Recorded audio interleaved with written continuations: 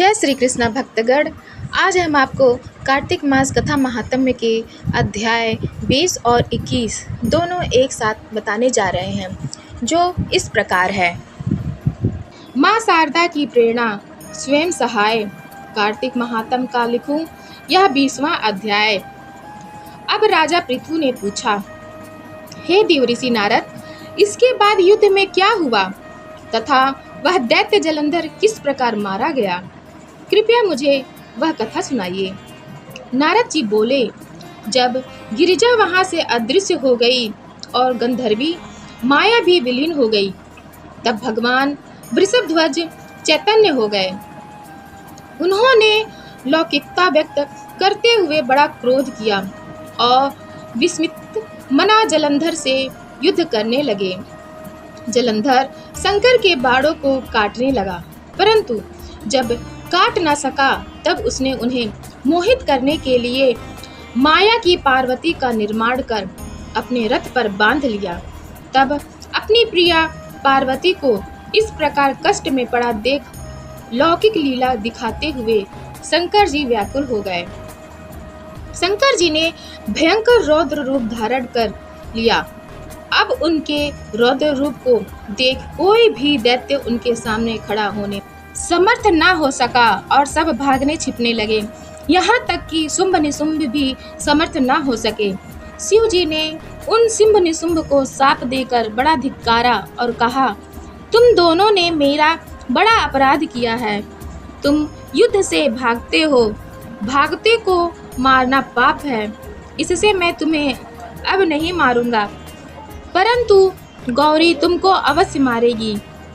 शिव जी के ऐसा कहने पर सागर पुत्र जलंधर क्रोध से अग्नि के समान प्रज्वलित हो उठा। उसने शिव जी पर घोर बाण बरसा कर धरती पर अंधकार कर दिया। तब उस दैत्य की ऐसी चेष्टा देखकर शंकर जी बड़े क्रोधित हुए तथा उन्होंने अपने चरणांगुष्ठ से बनाए हुए सुदर्शन चक्र को जलाकर उसका सिर काट लिया। एक प्रचंड शब्द के साथ उसका सिर पृथ्वी पर गिर पड़ा और अंजन पर्वत के समान उसके शरीर के दो खंड हो गए। उसके रुधिर से संग्राम भूमि व्याप्त हो गई। शिवाज्ञा से उसका रक्त और मांस महारौरव में जाकर रक्त का कुंड हो गया तथा उसके शरीर का तेज निकलकर शंकर जी में वैसे ही प्रवेश कर गया जैसे वृंदा का तेज गौरी के शरीर में प्रविष्ट हुआ था। जलंधर को मरा देख देवता और सब गंधर्व प्रसन्न हो गए। अध्याय 21। लिखने लगा हूँ श्री हरि के चरणों में शीश नवाए। कार्तिक महात्म्य का बने यह 21वां अध्याय। अब ब्रह्मा आदि देवता नतमस्तक होकर भगवान शिव की स्तुति करने लगे।